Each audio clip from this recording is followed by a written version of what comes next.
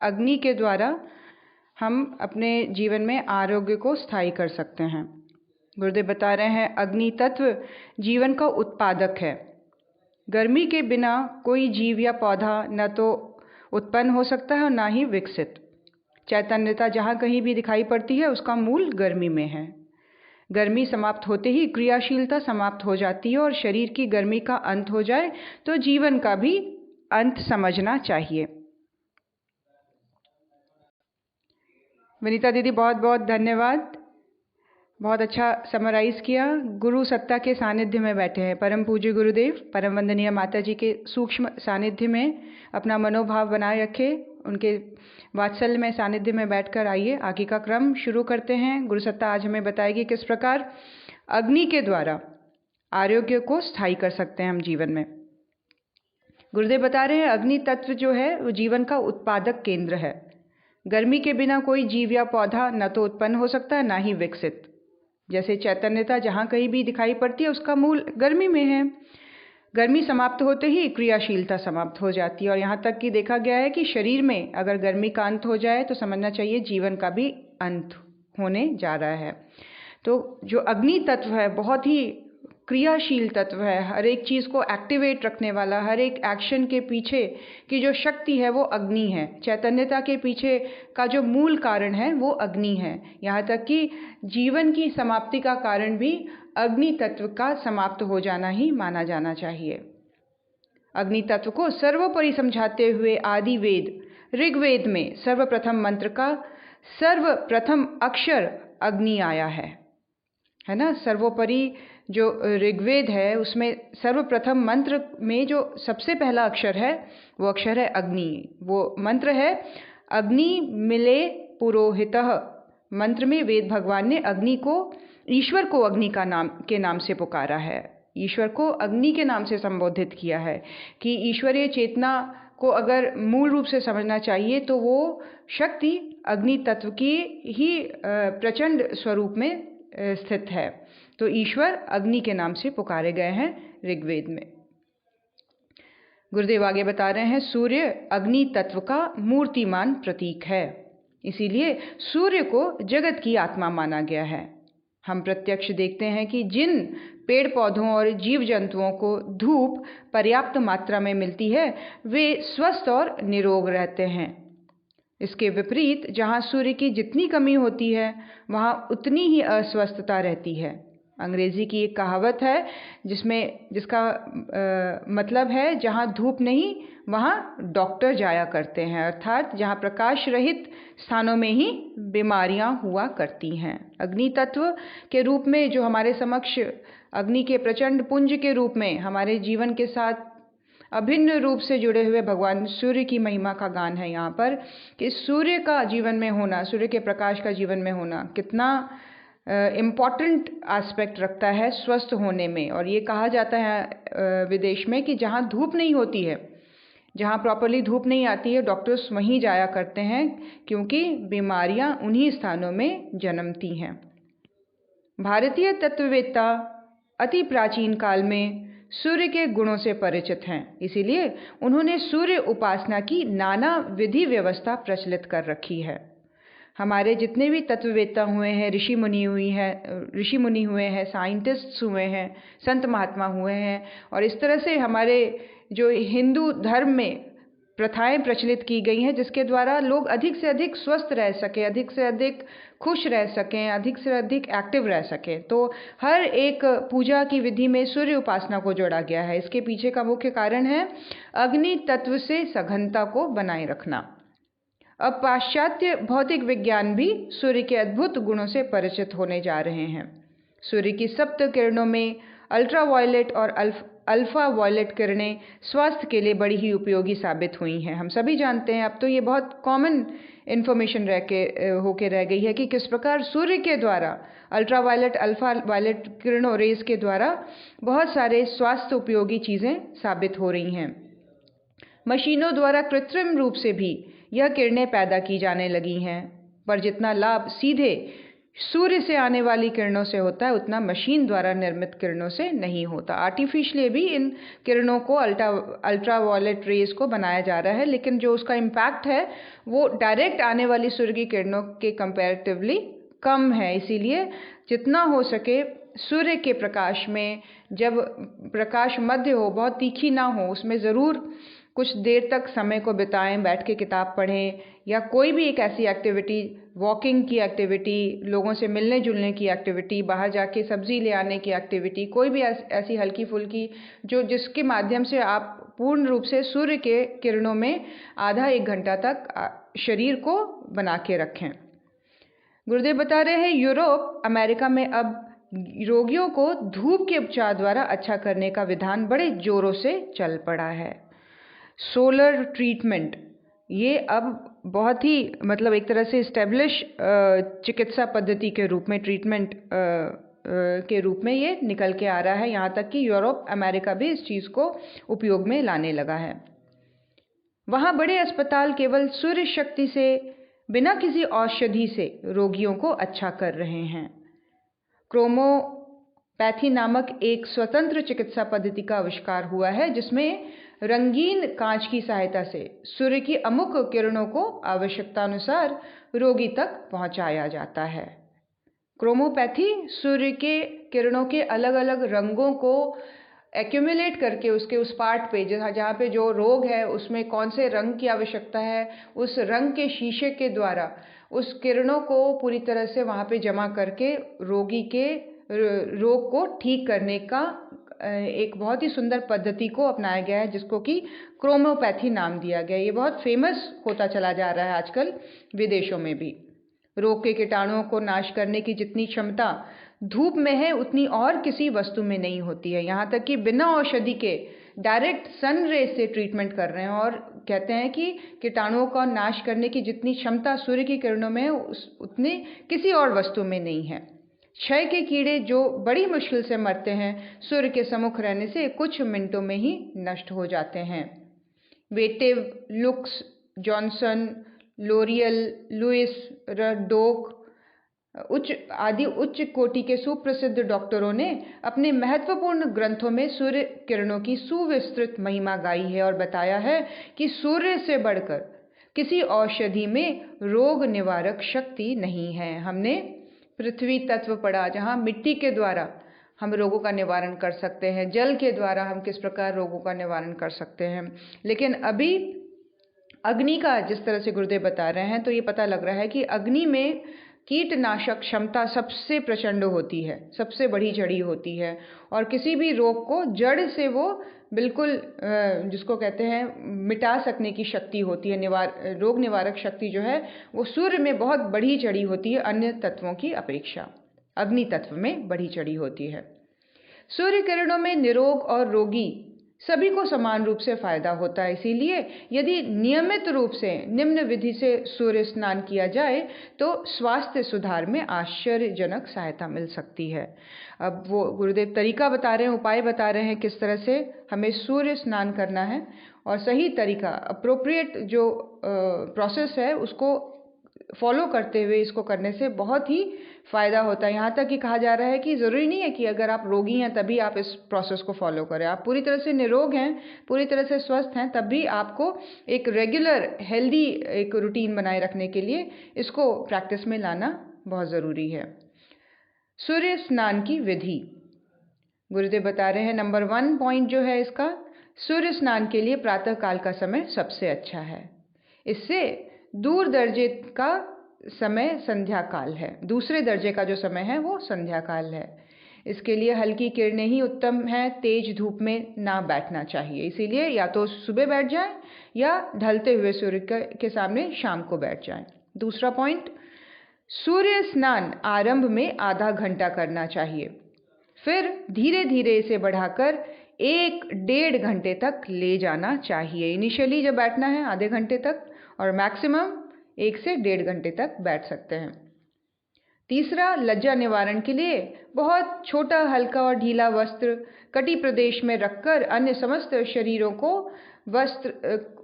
वस्त्रहीन रखना चाहिए। यदि एकांत स्थान हो तो कटी वस्त्र को भी हटाया जा सकता है। मैक्सिमम जितना हो सके कम से कम वस्त्रों में सूर्य स्नान करने का बहुत महत्व है।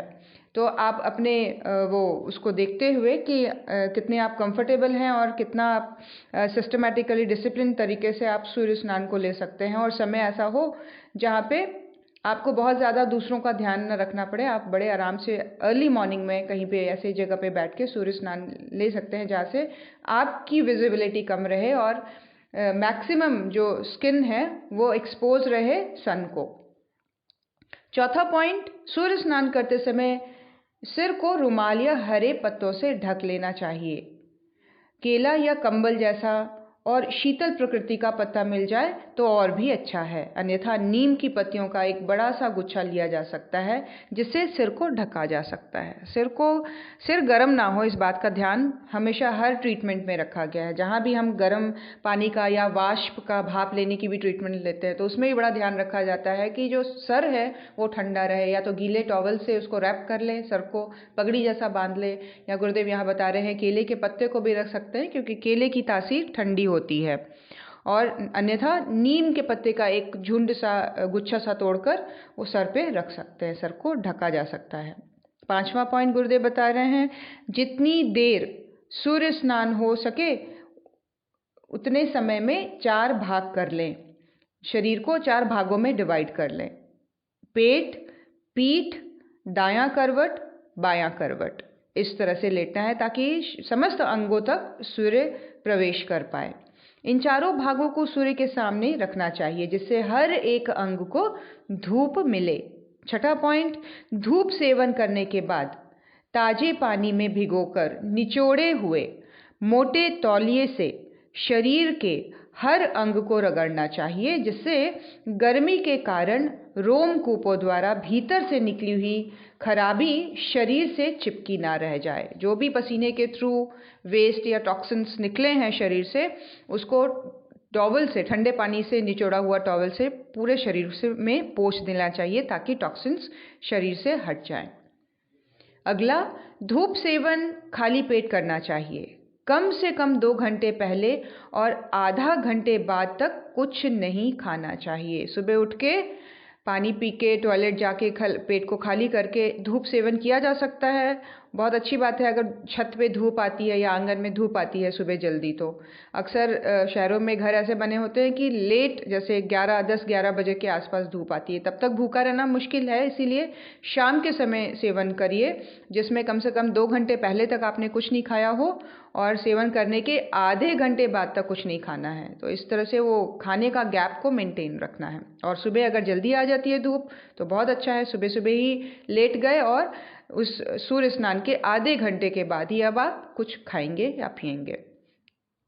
गुरुदेव अगला पॉइंट बता रहे हैं, सूर्य स्नान का स्थान ऐसा होना चाहिए जहां चारों ओर से हवा के झोंके न आते हों, हवा नहीं लगनी चाहिए शरीर में, ताकि जो पसीना है वो प्रॉपरली बन सके और टॉक्सिन्स निकल सके, रोमकूप खुल सके। तो एक ऐसा स्थान बने जहाँ से हवा भी कम लगे शरीर को, या ऐसा भी आप ले सकते हैं कि आप इस तरह से बैठे हों जहाँ दीवारें बनी हैं लेकिन धूप भी प्रॉपरली खिड़की से, कांच के शीशे से आपके शरीर पे लग रही है। तो वहाँ पे हवा कम लगेगी और धूप का जो इंटेंसिटी है वो बढ़ेगा, तो उससे गर्मी भी अच्छी बनेगी।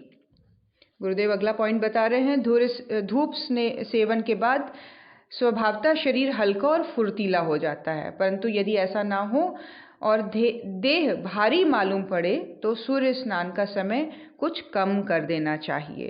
ये इंडिकेशन हमें खुद अपनी बॉडी के लेवल पर समझना पड़ेगा कि सूर्य सेवन के बाद जो एक स्वस्थ तरीका है वो ये है कि शरीर को हल्का और फुर्तीला फील करना चाहिए, और ऐसा ना लगे देह भारी हो जाए तो उस ड्यूरेशन को आप कम कर दीजिए, बहुत देर तक धूप में मत बैठिए। 10वां अंतिम पॉइंट गुरुदेव बता रहे हैं, यदि स्थिति और ऋतु अनुकूल हो तो सूर्य स्नान के बाद ताजे पानी से स्नान कर लीजिए। सबसे अच्छा कि आप नहा ही लें उसके बाद। जिस दिन बादल हो रहे हो या तेज हवा चल रही हो उस दिन सूर्य सेवन नहीं करना चाहिए। ये रहे नियम किस तरह से हमें सूर्य सेवन करना है। नियमित रूप से सूर्य स्नान करने से हर अवस्था में तथा हर रोग के स्त्री पुरुष तथा बालक बालिका को लाभ पहुंचता है। सूर्य की किरणें शरीर में भीतर तक प्रवेश कर जाती हैं और रोगों के कीटाणुओं को नष्ट कर देती हैं। पसीने द्वारा उन खराबियों को बाहर निकालती हैं और अपनी पोषक शक्ति से क्षत विक्षत एवं निष्क्रिय रुग्ण अंगों को बल प्रदान करती हैं। टूटी हुई हड्डी जोड़ने तथा घावों को भरने तक को धूप सेवन में से बहुत लाभ मिलता देखा गया है। यहाँ तक कि टूटी हुई हड्डी को जोड़ने में भी कुछ हद तक ये सूर्य स्नान बहुत हेल्प करता है और जो घाव भर रहे हैं उनको भी प्रॉपर ट्रीटमेंट प्रदान करता है। तो ये रहा सूर्य अग्नि तत्व का किस प्रकार से सूर्य के माध्यम से हम पोषकता प्रदान कर रहे हैं अपने शरीर को, अपने अंदर के अग्नि तत्व को हम क्लीन कर रहे हैं, परिमार्जित कर रहे हैं सूर्य स्नान के द्वारा, सनबाथ के द्वारा। अगला जो है अग्नि तत्व की चिकित्सा वो है वाष्प चिकित्सा। गुरुदेव बता रहे हैं अग्नि तत्व का पानी के साथ सम्मिश्रण हो जाने से उसके लाभ बड़े ही अनोखे हो जाते हैं। भाप द्वारा गर्मी पहुंचाने से पीड़ित अंगों को बड़ी मदद मिलती है। छोटे बच्चों की उंगली में चोट लग जाए तो वह उसे मुंह से फूंकता है। मुंह से पानी और गर्मी रहने के कारण फूंकने पर भाप निकलती है। छोटे बच्चे को कुदरत अपने आप इस चीज़ को सिखाती है कि भाप से सेक करो तो चोट जल्दी ठीक हो जाएगी। हम सभी देखते हैं कोई भी चोट लगती है तो हम फूंक मारने लग जाते हैं। तो ये फूंक जो है हमारी बॉडी की हीट के साथ मिलकर भाप के रूप में बाहर निकलती है और वो हील करने में बहुत हेल्प करती है। इसी प्रकार आँखों में कोई चोट लग जाने पर कपड़े को मुँह के भाप से गर्म करके उसे सेकते हैं।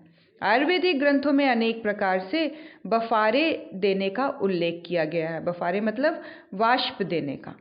गर्मी पहुंचाने से रोमकूप खुलते हैं और पसीने के द्वारा भीतर उत्पन्न किया हुआ विकार बाहर निकलता है। किंतु सूखी गर्मी में एक दोष है, उससे खुश्की आती है, जीवन रस सूखते हैं और बहुत से रोग कीटाणु जल भूनकर भीतर ही चिपक जाते हैं, जो कि मौका पाकर फिर जीवित हो जाते हैं। ड्राई अगर हीट लेने पर क्या प्रॉब्लम आती है, गुरुदेव ये बता रहे हैं कि कई बार कीटाणु जो है वो मर तो जाते हैं लेकिन सूख कर वहीं चिपके रह जाते हैं और मौका लगने पर फिर से सजीव हो जाते हैं। यह दोष गीली गर्मी पहुंचाने में अथवा भाप द्वारा सेक करने में नहीं होता। वाष्प चिकित्सा में ये प्रॉब्लम नहीं होती है। पानी की सरसता और अग्नि की उष्णता दोनों मिल जाने के कारण हानि रहित लाभ की स्थिति उत्पन्न हो जाती है। वाष्प चिकित्सा के कई तरीके हैं। अब देखिए घर में बैठे हुए हैं, बड़े आराम से हम लोग कोई भी बड़े बर्तन में पानी गर्म करके वाष्प की चिकित्सा ले सकते हैं। और इसमें गुरुदेव कह रहे हैं सूखा जो हम हीट लेते हैं अपने ऊपर, जैसे सेक लेते हैं कई बार मिट्टी का सेक, तो वो सूखी जो है हीट को जनरेट करता है। लेकिन उसमें भी गुरुदेव ने कहा गीले कपड़े में जब हम गर्म मिट्टी को लेकर सेकते हैं तो वो भी वाष्प चिकित्सा के रूप में ही काम आता है।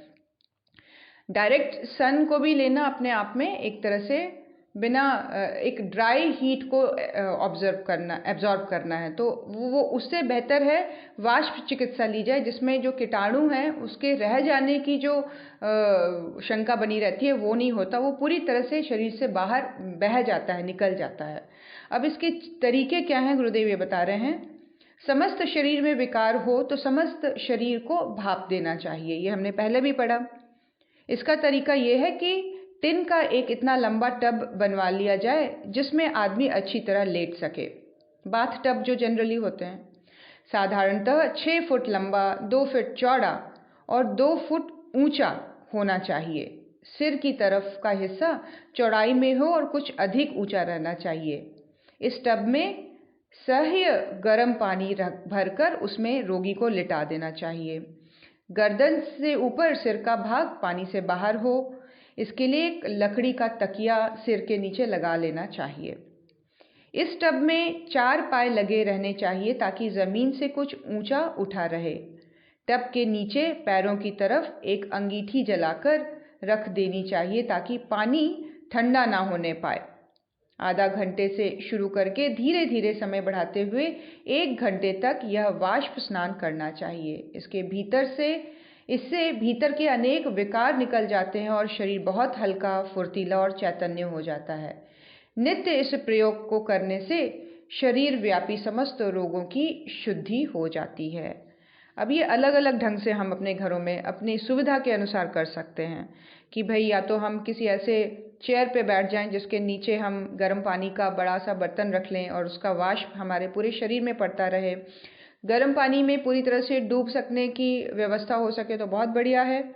अन्यथा ऐसे कई स्पा बने हुए हैं, कई ऐसे ट्रीटमेंट बने हुए हैं, नेचुरोपैथी के ट्रीटमेंट सेंटर्स, जहाँ जाके इस तरह के हम गर्म पानी के स्नान का वो चिकित्सा करवा सकते हैं बड़े आसानी से। अगर घर पे पॉसिबल नहीं है और अगर ऐसा बाथ टब अवेलेबल नहीं है, अगर घर में बाथ टब अवेलेबल है तो फिर कोई प्रॉब्लम नहीं है। गीज़र के पानी को आप भर के जितना हम सह सकते हैं गर्मी को, उस गर्म पानी को भर के उसमें लेटा जा सकता है। तो ये शरीर को बहुत ही फुर्तीला और चैतन्य बनाने की विधि है वाष्प चिकित्सा या गर्म पानी से स्नान।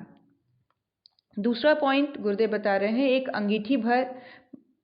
अंगीठी पर पानी भरकर भगोना रख लीजिए। उसमें ऊनी कपड़े के 2 टुकड़े डाल देना चाहिए और एक सूती कपड़ा उस स्थान पर डाल देना चाहिए जहां सेक करना हो। अब गर्म पानी में से एक ऊनी कपड़े का टुकड़ा निकालें और उसे निचोड़कर पीड़ित स्थान पर सूती कपड़े के ऊपर फैला दें और सेक पहुंचने दें। जब ठंडा होने लगे तो उसे हटा दें और दूसरा ऊनी कपड़ा निचोड़कर उस स्थान पर डाल दें। इस प्रकार ठंडे कपड़े को हटाकर गर्म कपड़े को डालने का क्रम जारी रखते हुए सेक बराबर होता रहता है। सूती कपड़ा पड़ा रखना आवश्यक है ताकि गर्म अंग पर से कपड़ा हटाते समय ठंडी हवा का झोंका ना लगे और पानी में से यदि कभी ऊनी कपड़ा कुछ अधिक गर्म आ जाए तो उसका असर एकदम त्वचा पर ना हो। बहुत सुंदर, ये भी बहुत इजी प्रोसेस है। गुरुदेव बता रहे हैं कि एक सूती कपड़ा लेना है और जिस भी अंग में वाष्प देना है, वाष्प चिकित्सा देनी है, उसके ऊपर पहले हमने सूती कपड़े को बिछा दिया। अब 2 ऊनी कपड़े को गर्म पानी में डुबा के रख लिया और एक एक करके निचोड़कर उस पार्ट में जहाँ पे ट्रीटमेंट देनी है वहाँ पे सूती कपड़े के ऊपर उस ऊनी कपड़े को से सेक देते चले जाएंगे। जैसे ही ठंडा होगा अगला ऊनी कपड़ा रखकर ऐसे ऑल्टरनेट चेंज करते हुए उसको लगातार लंबे समय तक भाप दिया जा सकता है। 2 ऊनी कपड़े इसीलिए ज़रूरी हैं कि एक को हटाने पर दूसरा तुरंत ही उस स्थान पर डाला जा सके और उस स्थान पे हवा लगने की जो चांसेस हैं वो कम रहें। गर्म कपड़े को निचोड़कर तैयार कर लेना चाहिए, तब ठंडे को हटाना चाहिए जिससे कि सेक के बीच में विक्षेप ना पड़े, सिलसिला ना टूटे। बहुत छोटी छोटी, बहुत बारीक बारीक इन्फॉर्मेशन गुरुदेव दे रहे हैं कि किस तरह से सेक करना है ऊनी कपड़े के सहायता के द्वारा। तो इसमें मेन 3 कपड़ों की आवश्यकता है, एक जो सूती रहेगा और जो कि उस स्थान पे बिछा देना है जहाँ पे वाष्प देनी है, जहाँ पे रोग है, और दोनों ऊनी कपड़ों को ऑल्टरनेट तरीके से यूज करके जल्दी जल्दी उस स्थान को सेक करना है। तीसरा जो तरीका है उसमें बता रहे हैं गुरुदेव, छिरी रस्सी से बुनी हुई चारपाई पर रोगी को लिटाएं। चारपाई के नीचे 3 अंगीठियों पर पानी के भगोने रखकर इस प्रकार रखें कि एक पीठ के नीचे, दूसरा पेट और तीसरा जंघाओं के नीचे रहे। ये हमने पहले भी पढ़ा, गुरुदेव ने बताया कि बहुत ही इजी और सिंपल वे क्या है इस तरह के वाष्प चिकित्सा के। और ऊपर से रोगी को कंबल से ढक देना चाहिए जिससे भाप जो है वो रुके रहे और शरीर का सेक ठीक तरह से होता रहे। पूरे बेड को एक शीट से कवर कर दें रोगी सहित ताकि वाष्प कहीं से भी बाहर की तरफ ना निकले। रोगी चारों ओर से शरीर को पलटता रहे, करवट बदलता रहे जिससे शरीर के सब अंगों तक भाप ठीक तरह पहुंच जाए। तो ये तरीका एक प्रकार से अलग अलग पार्ट को वाष्प चिकित्सा के द्वारा ट्रीट करने का। अलग 5वां तरीका गुरुदेव बता रहे हैं, पैर या हाथ वगैरह में सेक पहुंचाना हो तो अंगीठी के ऊपर चौड़े मुंह का भगोना रखकर उसमें हाथ या पाँव को डाल देना चाहिए और गर्म पानी में पड़े पड़े सेक लेते रहना चाहिए। ये हम घर पे इजीली कर सकते हैं, किसी भी बाल्टी में गर्म पानी लेकर अच्छे से अपने टांगों को, हाथ पैर को सेक दे सकते हैं। इन तरीकों से या कोई और भी अन्य तरीका समझ में आए, उससे सुविधा अनुसार व्यवस्था करके भाप द्वारा पीड़ित अंगों को सेक पहुंचाना चाहिए। पानी सव्य रहे, इतना गर्म ना हो कि कष्ट मालूम हो। सेक के बाद मोटे तौलिए से शरीर को खूब रगड़ रगड़ कर पोंछ दीजिए। तेज या ठंडी हवा चल रही हो तो ऊपर से कपड़ा ओढ़ लीजिए। सेक के तुरंत बाद ठंडी या तेज हवा का खराब असर ना हो, इसका ध्यान रखना चाहिए। एकदम से ही टेम्परेचर बॉडी का ना बदले, इसीलिए धीरे धीरे वो अपने नॉर्मल टेम्परेचर में आए। इसके लिए ज़रूरी है कि जहाँ पे भी आप सेक कर रहे हैं वहाँ ठंडी हवा, फ़ैन चलाकर या तेज़ हवा वाली जगह में नहीं बैठना है। वाष्प चिकित्सा बहुत ही लाभदायक है। दर्दों को इससे तुरंत ही लाभ पहुंचता है और अंग की पीड़ा दूर होकर एक नवीन चैतन्यता एवं स्फूर्ति मालूम देती है। आवश्यकता अनुसार एक दिन में कई बार भी सेक किया जा सकता है। जितनी बार आपको रिलीफ मालूम होता है, आपको आराम लगता है, उतनी देर तक आप सेक कर सकते हैं, इर्रिस्पेक्टिव आप कितना लंबा ट्रीटमेंट ले रहे हैं। समय का इसमें कोई वो नहीं है। शारीरिक ताप द्वारा सेक। अब शारीरिक ताप द्वारा सेक क्या बता रहे हैं गुरुदेव? मनुष्य शरीर में काफ़ी अग्नि तत्व है। उसमें गर्मी से देह की मशीन चलती रहती है और सब कलपुर्जे नियमानुसार काम करते रहते हैं। यह गर्मी थर्मामीटर द्वारा नापी जा सकती है। करीब 99 डिग्री तापमान साधारण अवस्था में बना ही रहता है। रुग्ण अंग में तो यह और भी अधिक बढ़ जाता है। सभी जानते हैं कि जैसे ही बुखार बढ़ता है टेम्परेचर बढ़ जाता है, जैसे बीमार होता है शरीर का टेम्परेचर बढ़ जाता है। इस ताप को यदि रोक रखा जाए तो उससे भी सेक हो जाता है और सेक से होने वाले लाभ प्राप्त होने लग जाते हैं। इंटरनली भी बॉडी जब अपने टेम्परेचर को बढ़ाता है तो वो बॉडी की सेफ्टी के लिए ही होता है, बॉडी को स्वस्थ करने के लिए ही होता है, वो बॉडी के लिए लाभदायक ही होता है। लेकिन ये जो टेम्परेचर नेचुरली बढ़ा है, बहुत लंबे समय तक नहीं बढ़ा रहना चाहिए। हाँ, इनिशियली कुछ दिनों तक ये बॉडी की ट्रीटमेंट ही करता है। गुरुदेव बता रहे हैं चिकनाई में यह गुण है कि वह ताप को रोकती है। जिसके शरीर में चर्बी पर्याप्त मात्रा में होगी उसे सर्दी या गर्मी कम सताएगी। तेल, घी, वैसलीन आदि चिकने पदार्थों के लगाने से त्वचा पर एक प्रकार का अस्तर सा चढ़ जाता है जो बाहर की सर्दी या गर्मी को भीतर नहीं जाने देता और ना ही भीतर के ताप को बाहर जाने देता है। तो पीड़ित अंग पर चिकनाई लगा देने से भीतर की गर्मी रुकी रहती है और उससे सेक होता रहता है। घी या तेल का रुई में भिगोया हुआ फोहा बांधा जाता है। आटे में चिकनाई मिलाकर पुलटिस बनाई जाती है और बांध दी जाती है। छोटे से पेड़े की तरह आटे में चिकनाई को ऐड करके तेल या घी को मिलाकर उसमें घाव के ऊपर या रोग के ऊपर बांध दिया जाता है आटे को।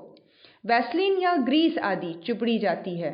बिनौला, अलसी, सरसों तिल आदि तेल प्रधान बीजों का लेप भी किया जा सकता है। यह सब शारीरिक गर्मी को रोककर उस स्थान का सेक करने के तरीके हैं। देखिए, मान लीजिए कहीं मसल्स पेन है, नी में पेन है, टांगों में कहीं दर्द है, तो मालिश के द्वारा भी नॉर्मली जो बॉडी का खुद का टेम्परेचर है वो बाहर नहीं निकलता, रुक जाता है और उस स्थान को वो सेक देने लग जाता है इंटरनली और उसको स्वस्थ करने लग जाता है।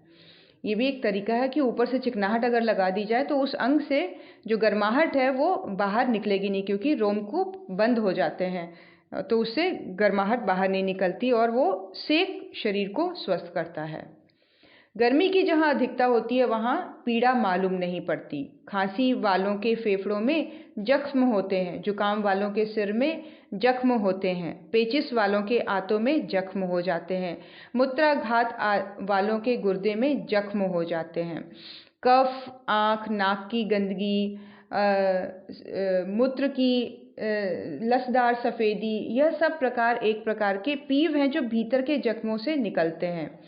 इन भीतर के जख्म से किसी को उतना दर्द नहीं होता जितना कि बाहर त्वचा के ऊपर आने वाली फोड़े फुंसी से दर्द होता है। कारण यह है कि बाहर त्वचा का तापमान कम रहता है, शरीर के भीतर अधिक गर्मी रहने के कारण दर्द मालूम नहीं पड़ता। कई बार बहुत सारे अल्सर्स बॉडी में बहुत बाद में जाकर मालूम पड़ते हैं।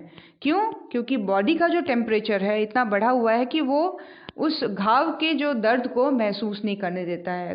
जो टेम्परेचर है वो उसके होने की वजह से, अधिक तापमान अंदर होने की वजह से दर्द व्यक्ति कम महसूस करता है। वही स्किन के ऊपर सरफेस लेवल पर हो गए किसी भी घाव से अधिक दर्द होता है, लेकिन शरीर के अंदर वाले घाव जल्दी दर्द नहीं पहुंचाते हैं। कारण त्वचा का जो तापमान है वो अंदर की तरफ ज़्यादा है, जिसकी वजह से दर्द कम महसूस करते हैं, बाहर की तरफ जल्दी दर्द महसूस होता है।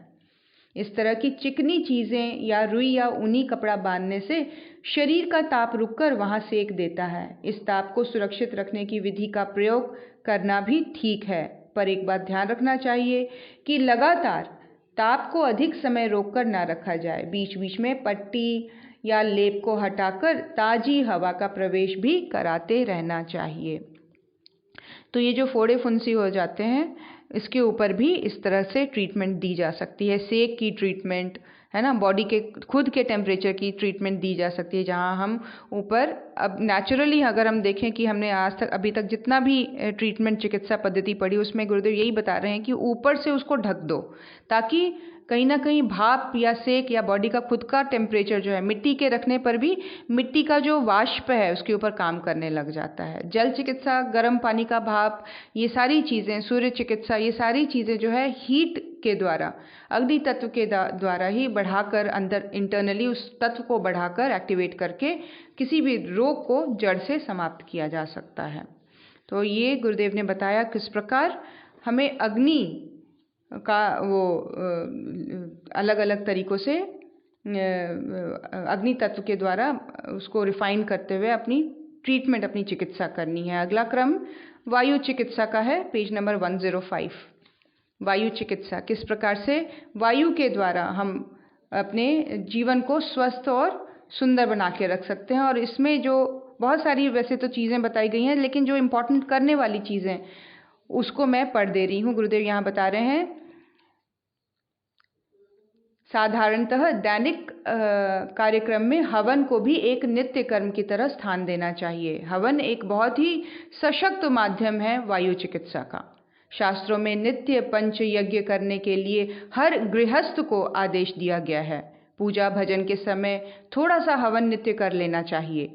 शास्त्रीय विधि व्यवस्था के अनुसार हवन विधि न मालूम हो तो गायत्री मंत्र या ओम भूर्भुवः स्वः इन व्याहतियों से जितनी सामर्थ्य हो उतनी घी और सामग्री लेकर हवन कर लेना चाहिए। बहुत ज़्यादा अगर जानकारी नहीं भी है तो चूल्हे के ऊपर या कुछ कंडे लेकर, या आजकल हम सब के पास बलिवैश्य ट्रे है, उसमें भी अगर मंत्रों का बहुत ज़्यादा नॉलेज नहीं है, नहीं जानते हैं, तो ओम भूर्भुवः स्वः ये 3 व्याहतियों के द्वारा भी अपनी सामर्थ्य के अनुसार घी और सामग्री, मतलब गुरुदेव एकदम मिनिमम वायबल प्रोडक्ट के रूप में ये चीज़ बता रहे हैं हमें, कि जो सबसे कम खर्च के साथ जो हमारे लिए अवेलेबल है उसको बताते हुए कि घी तो होता ही है घर में, नई भी हवन सामग्री है तो गुड़ वगैरह मिलाकर, है ना, एक छोटी सी रोटी बनाकर, चूरा बनाकर उसको मिलाकर हवन किया जा सकता है। हवन करना किसी भी तरीके से वायु की शुद्धि करता है और वो हमारी मानसिक और शारीरिक ट्रीटमेंट भी करता है। समिधा की लकड़ी, आम, पीपल, बेल, ढाक आदि के पुराने पेड़ की खूब सूखी हुई लकड़ियां ले लेनी चाहिए। यहाँ तक कि तुलसी की भी सूखी सूखी डंडियों के द्वारा हम यज्ञ कर सकते हैं। गुरुदेव बता रहे हैं आगे, अलग अलग सामग्रियों के नाम बता दिए जा रहे हैं जो कि जनरली हमारे हवन सामग्री में मिली ही होती है। उनके स्वास्थ्य की स्थिति उन्नत, फलस्वरूप इन सामग्रियों से स्वास्थ्य की स्थिति उन्नत एवं संतोषजनक होने लगती है। यदि किसी विशेष रोग की चिकित्सा के लिए हवन करना हो तो उसमें उस रोग को दूर करने वाली ऐसी औषधियाँ सामग्री में और मिला लेनी चाहिए जो हवन करने पर खांसी ना उत्पन्न कर सके। हम सभी जानते हैं अब तो हमारे पास बनी बनाई हवन सामग्रियाँ अवेलेबल हैं, मेडिसिनल सामग्री, जो पर्टिकुलरली भाई जिनको बीपी हाई हो जाता है, या जिनको शुगर है, जिनको कैंसर है, जिनको अलग अलग अन्य लीवर से रिलेटेड, फैटी लीवर है, इनसे रिलेटेड सब तरह की हवन सामग्रियाँ अब शांति कुंज में अवेलेबल हैं। जिनको भी मंगवाना हो ऑनलाइन मंगवा सकते हैं, अन्यथा हमारी शक्तिपीठ में भी रिक्वेस्ट करने पर वो मंगाई जा सकती है। गुरुदेव आगे बता रहे हैं, हवन के समय हल्के, ढीले और कम वस्त्र पहनने चाहिए। यदि ऋतु अनुकूल हो तो कम से कम वस्त्रों में बैठा जा सकता है, जिससे जो हवन का धूम्र है वो अधिक से अधिक हमारी बॉडी के द्वारा एब्जॉर्ब हो जाए, जिससे कि यज्ञ की वायु शरीर को बाहर से स्पर्श कर सके। स्नान करके बैठना सबसे अच्छा है, पर यदि स्थिति अनुकूल ना हो तो हाथ मुंह धोकर भी बैठा जा सकता है। ये उनके लिए जो रोगी हैं और जिनको हवन करना बहुत ज़रूरी है, जिनके पास मेडिसिनल हवन सामग्री है, जिनको यज्ञ के द्वारा जिनकी ट्रीटमेंट चल रही है। ज़रूरी नहीं है कि अगर वो नहा ना सके तो मुँह हाथ धोकर, कपड़े बदल कर बैठ सकते हैं। यदि विधिवत हवन ना हो सके तो एक मिट्टी के सकोरे में लकड़ियां जलाकर उस पर घी और हवन सामग्री डालकर रोगी के समीप रख देना चाहिए। एक तरीका यह भी हो सकता है कि सामग्री को कूटकर घी के साथ उसकी बत्ती सी बना ली जाए और धूप बत्ती की तरह उसे जलने दिया जाए। हवन के लिए प्रातः काल का समय सबसे अच्छा है, और अच्छा है बिना विशेष आवश्यकता के रात्रि में हवन नहीं करना चाहिए। ये तो ट्रीटमेंट के तरीके के बेस पर बता रहे हैं कि अगर ट्रीटमेंट के उद्देश्य से ही अगर आपको सिर्फ धूम्र ही देना है तो उसके लिए मिट्टी के बर्तन में कंडे या लकड़ी के द्वारा अग्नि जलाकर उसमें वो मेडिसिनल हवन सामग्री डाली जा सकती है। रोगी के बेड के पास रखा जा सकता है ताकि वो लेटे लेटे उसको इनहेल कर सके, अंदर तक उसकी बॉडी उसको पूरी तरह से एब्जॉर्ब कर सके। ज़्यादा ज़रूरत पड़ने पर रात्रि के समय भी दिया जा सकता है, लेकिन हवन करने का सबसे सही तरीका सुबह का, प्रातः काल का है, जब बॉडी भी बिल्कुल फ्रेश होती है, आपको स्पिरिचुअल एनर्जीज भी मिलती है, आपको अंतरिक्षीय संरक्षण भी, ईश्वरीय संरक्षण भी मिलता है आपके गुरु का।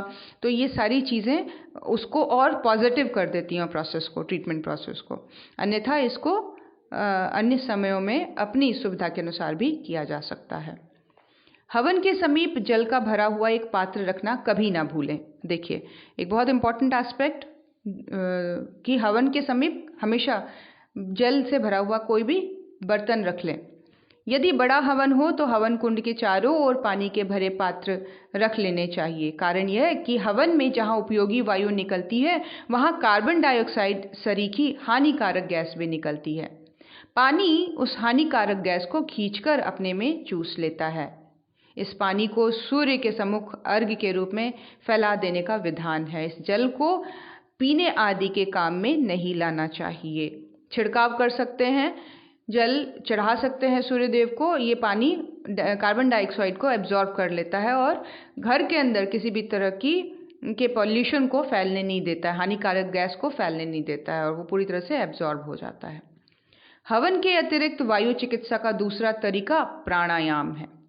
प्राणायाम हम सभी पढ़ चुके हैं। हर बार गुरुदेव ने अन्नमय कोश, प्राणमय कोश, जितने भी साधनाओं की शुरुआत हमेशा प्राणायाम से बताई है। प्राणायाम बहुत इम्पॉर्टेंट एस्पेक्ट है, और प्राणायाम के द्वारा अभी प्रैक्टिकली भी मैंने जब भी इसको अच्छे से इम्प्लीमेंट किया है, जब भी मैंने स्वस्थ फील करने की इच्छा होती है तो मैं प्राणायाम करती हूँ गुरुदेव के साथ। जब भी ध्यान करती हूँ, जब करती हूँ, तो प्राणायाम शुरू करती हूँ, और इस चीज़ को मैं पूरी तरह से महसूस करती हूँ कि उसके 1 घंटे के बाद मेरा शरीर बहुत हल्का और फुर्तीला महसूस करती हूँ। मैं अपने अंदर एनर्जी के लेवल को बहुत हाई महसूस करती हूँ। तो ये प्रैक्टिकली आसन और प्राणायाम एक बहुत ही बेसिक लेवल पर वायु चिकित्सा का एक आधार मानकर इसको करना ही चाहिए, कि वायु जिसके द्वारा हम पूरे शरीर को चिकित्सा प्रदान कर सकते हैं, उसको हेल्दी रख सकते हैं। तो इसका एक बहुत ही सशक्त माध्यम है आसन और प्राणायाम।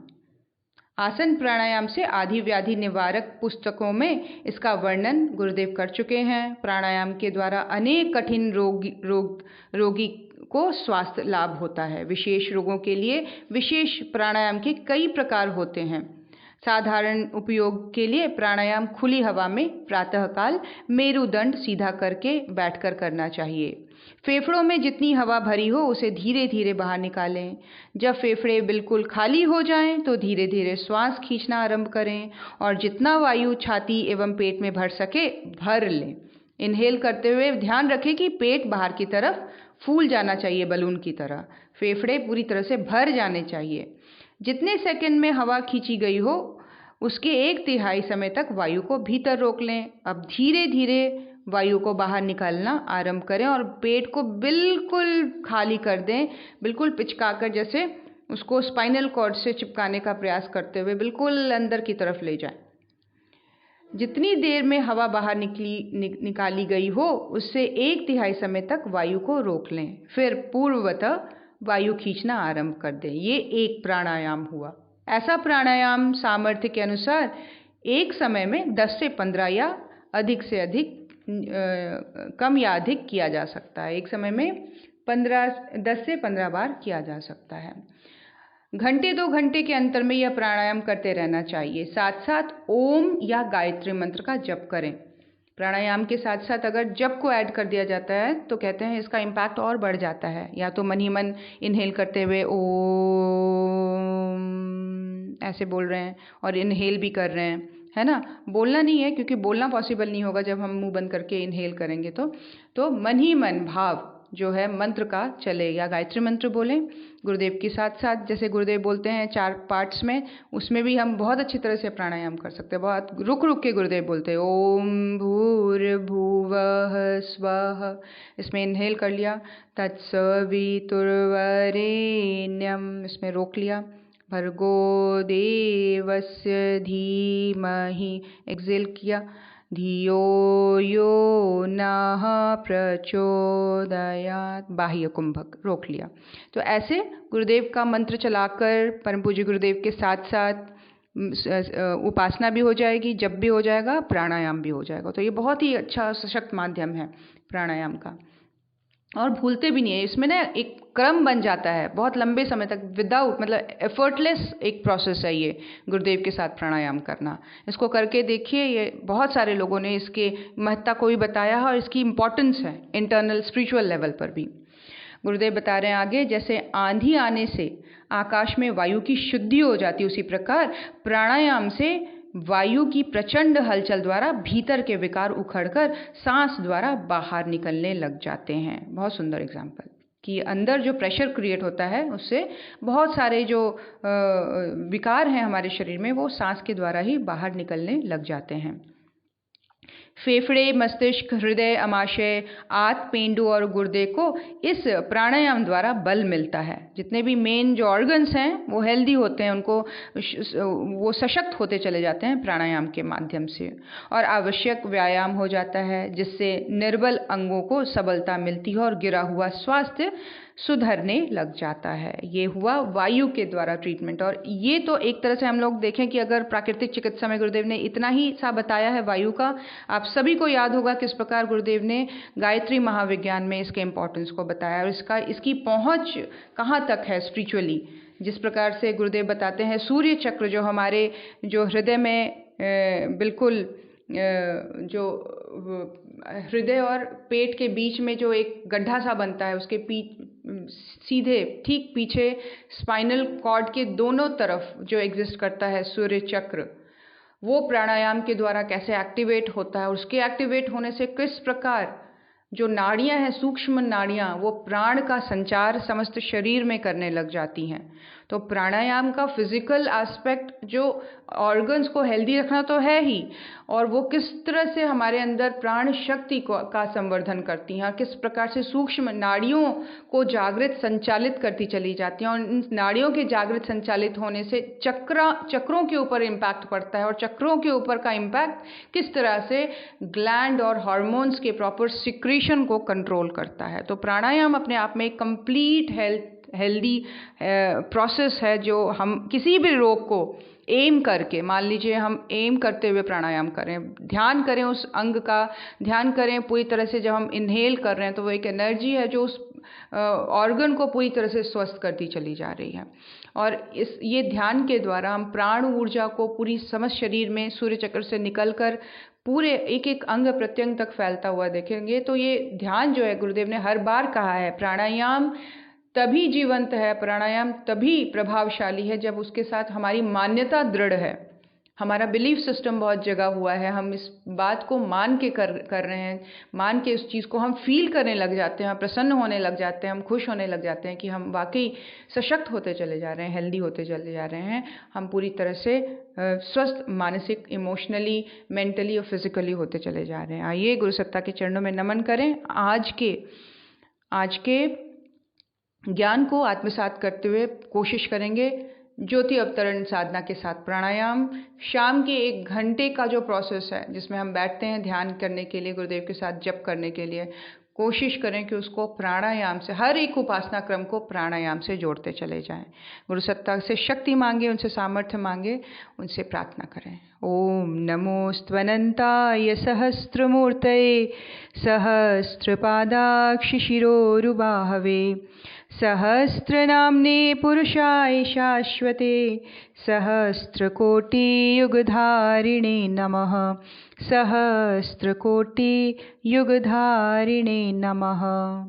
ओम श्री गुरुदेवाय नमः। माता भगवते नमः। दादा गुरुदेवाय नमः। परम पूज्य गुरुदेव, परम वंदनीय माता जी के